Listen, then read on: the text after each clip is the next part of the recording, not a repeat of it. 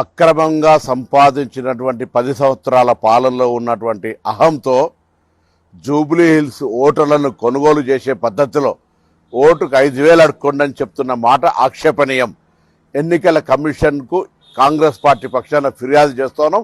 సోమోటోగా కూడా ఎన్నికల కమిషన్ ఓటుకు 5,000 రూపాయల ప్రస్తావన తెచ్చినటువంటి కేటీఆర్ గారి పైన కేసు పెట్టాలని కోరుతా ఉన్నాం.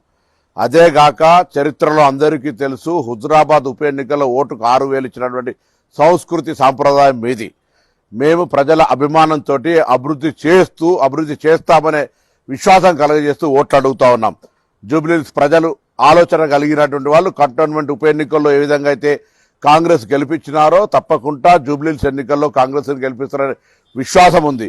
మేము ఇస్తున్నటువంటి 200 యూనిట్లు కావచ్చు, కొత్త రేషన్ కార్డులు కావచ్చు, సన్న బియ్యం కావచ్చు, మహిళలు ఉచితంగా బస్ ప్రయాణం కావచ్చు, వడ్డీ లేని రుణాలు కావచ్చు, నూతనంగా ఉద్యోగాలు కావచ్చు, హైదరాబాద్ ఇన్ఫ్రాస్ట్రక్చర్ సంబంధించినటువంటి డ్రింకింగ్ వాటర్, డ్రైన్, ఇతరత్ర అంశాలు కావచ్చు, అన్ని రకాల అంశాలు మా అభ్యర్థి చదువుకున్నటువంటి పని చేయగలిగే శక్తి ఉన్నటువంటి నవీన్ యాదవ్ గారిని ఆశీర్వదిస్తా ఉన్నారు.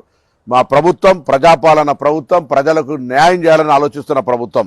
ఈరోజు అటువంటి పరిస్థితుల్లో ఉప ఎన్నికల్లో ఓటుకు 5,000 రూపాయలు తీసుకోండి అని చెప్తున్నటువంటి పరిస్థితి, రాజకీయ పార్టీ దుస్థితిని చూసి జాలిపడాలి. ఇప్పటికే కాంగ్రెస్ ఎదుర్కోవడానికి బీజేపీ బీఆర్ఎస్ కుమ్ముక్కై బీజేపీ అభ్యర్థిని పూర్తిగా ఓట్లు కూడా డిపాజిట్ కూడా 13 అంకెలు దాటినటువంటి పరిస్థితులలో ఈరోజు అభ్యర్థిని పెట్టి కాంగ్రెస్ కు వ్యతిరేకంగా పనిచేస్తున్నారు. ప్రజలు గమనించాలి.